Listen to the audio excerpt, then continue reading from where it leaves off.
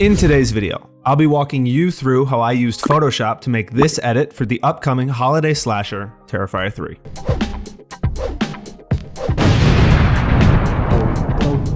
Happy holidays. Happy Christmas. Welcome back to the channel. My name is Colton, also known as Nerd Designer. Thank you for clicking on the video. With the holiday season upon us,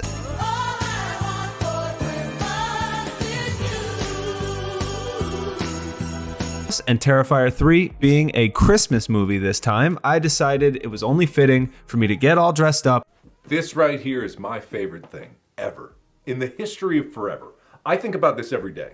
And show you how to make a below average Photoshop poster. If you've seen these movies, you know how low budget they are, which means that there's not really a whole lot of crisp 4K action shots or high quality character posters for me to pull from to make this poster. That means you're gonna get to see a lot of the creative shortcuts that I take to get something like this finished. Before we jump in, I just want to let you know I also have a surprise bonus poster for a Netflix original series that I'm going to show you at the end of the video. I made a whole thing for it back on Halloween. It never got released, but I'm really proud of it. Make sure to stick around to the end to get a glimpse of that. Also, I'll be taking one question or comment from any of the videos and answering it at the end. Oh, what a good question. Let me think about how I should answer that. Delete. So if you want to be featured in a video, see your name, or have your question answered, it can literally be anything. It doesn't have to be Photoshop related. It can be anything. Just leave it in the comments and there's a pretty good shot that you'll be in the video. That's enough intro bullshit. Let's just jump right in, open up the Photoshop app, and get fucking started. Let's kick this whole thing off by opening up a photo of Art the Clown and selecting him out of the photo using the subject selection tool. You then click on the select and mask tool. If you've watched any of my videos, you probably know this, so I'm gonna kind of speed through it. In the beginning stages of these posters, I've learned to kind of focus less on the details of each photo and focus more on the composition and setup of the entire thing. So what I'm doing here is basically just laying out the rough idea. This process really helps my smooth brain figure out what it does and doesn't like and make choices along the way that don't add up to like a 40 to 80 hour long poster on top of everything else I have going on. That sounds pretentious.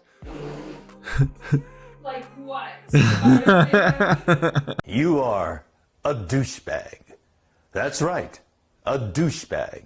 A total douchebag. Whatever. My ultimate idea here was to have Artie all decked out in Santa gear, holding some sort of weapon, kind of peeking around a Christmas tree with the reflection of one of his victims shining off like a mirror polish of what was going to be an axe, and then just kind of make it kind of festive and come up with my own logo. And then I did something interesting. I used the very controversial AI generative fill Photoshop tool.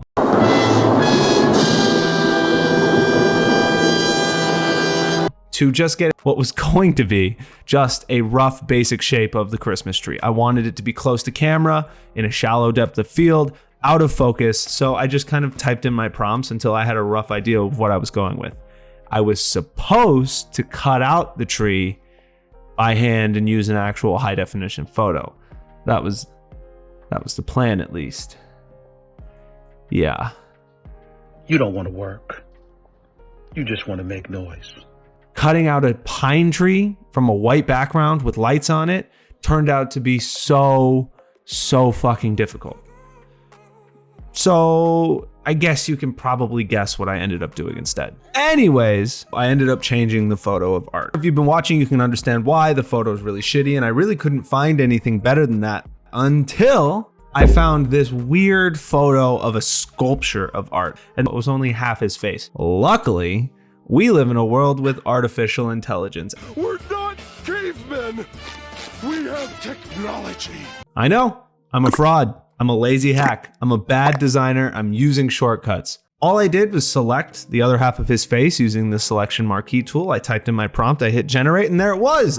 Magic, magic, magic, magic, magic, magic. I didn't need it to be super detailed because I knew that half of the photo was going to be obstructed by the tree. At least I put in the actual work to cut out a photo of a Santa hat and actually photo manipulate it onto his head. I did that myself with layers and adjustments.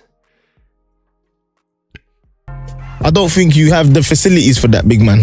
I've already sold my creative soul out at this point, so fuck it. It took me a few tries. It was a lot harder to get the Santa hat onto his head, surprisingly, but after a bit of masking and a bit of different selections and fucking around with it for a while, I landed on something that I think is pretty seamless, and I don't think anybody would be able to tell.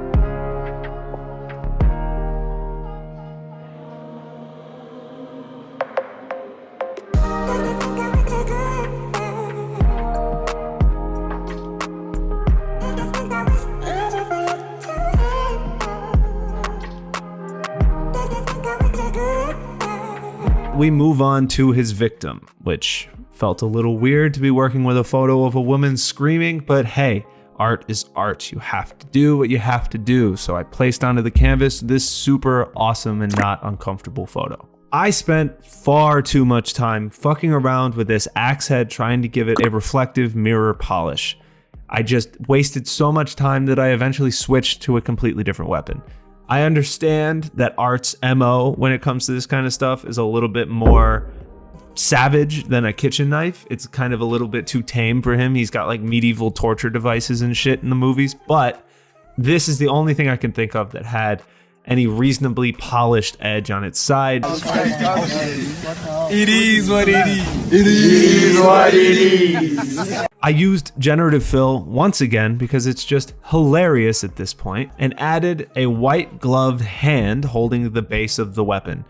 Photoshop did a relatively good job. It took some fucking around with, but eventually I did get it, and it was obstructed by most of the tree anyway. It'll never not be weird saying victim's reflection. I don't actually know what I'm supposed to say instead, so I apologize if you're cringing every time I speak, like I am. I lost my train of thought. Moving on.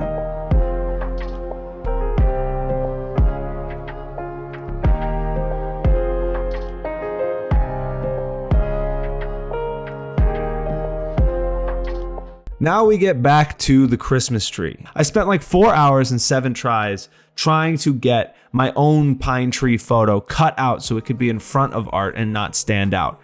And I failed over and over and over again. Doing it by hand was not an option, so I went back to artificial intelligence. And it worked out really well, actually, I think. But what I then had to deal with was this kind of black fill that it put on the rest of my selection. It knew where I wanted the tree, but it couldn't isolate the tree.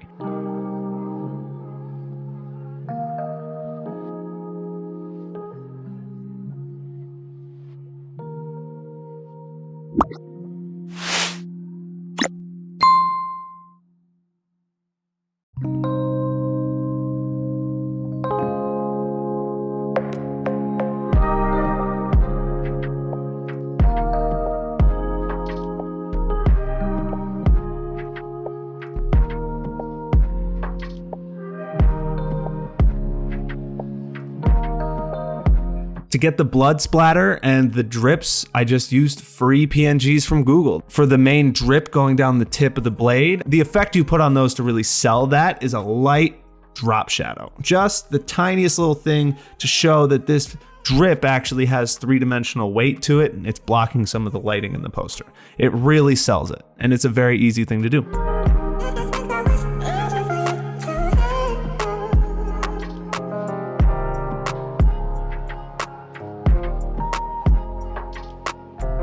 Something I really struggled with this poster was getting the hand to feel like it was properly connected to his body. So I cut out this photo of Santa showing his right shoulder over the corner of a wall or whatever the fuck. I cut that out and I put it roughly where I thought Art's shoulder was gonna be, and then I just kind of faded it into the background and behind the knife. So then there's Art, and then his shoulder, and then the knife and then the tree being the fourth piece. And when you all put them together, it feels like it's a person masked in shadow being lit up by Christmas lights. After that, I followed the Nerd Designer playbook to finishing out a movie poster. It is a camera raw filter for sure. And then you go to filter effects and you add posterize edge. And in this one, I added a diffuse glow and a film grain to kind of match that bleached film look that the movies have. And then I added an oil paint filter and then a high pass layer set to pin light. And then this time I also added a rough old parchment paper texture on top. I'm not really talking about the typography here that I did for the logo because I really just couldn't figure out what I liked. It took so long. I've changed it twice while I've been filming this video. What you've seen me make so far is not what you're about to see.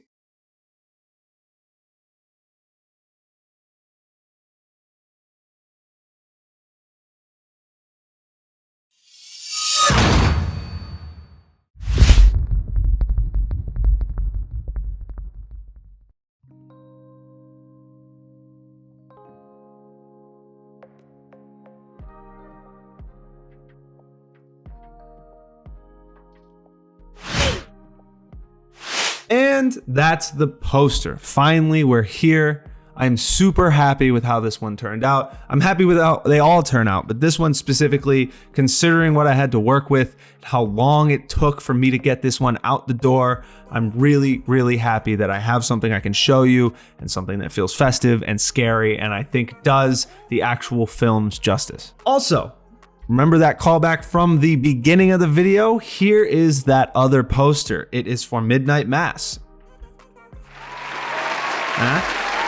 Yeah?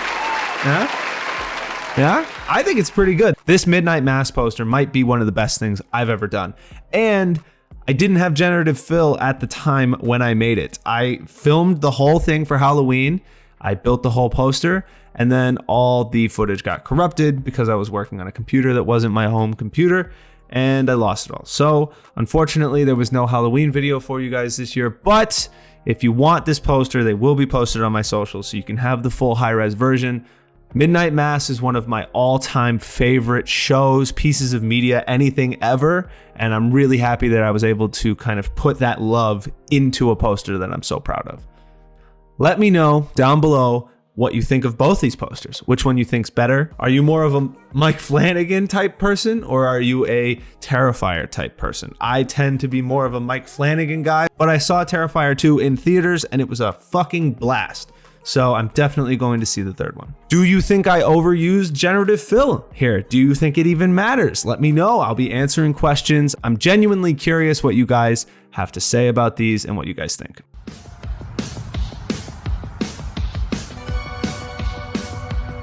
Speaking of comments, here is one question with Nerd Designer, the average designer friend that you have that you'd like to ask questions to. Still working on the name. Rayfield A says, I'm digging this. Great work. Did you by chance make a real-time version, like a step-by-step for those of us who aren't Photoshop savvy?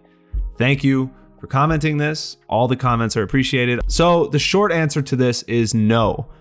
Did you fart again?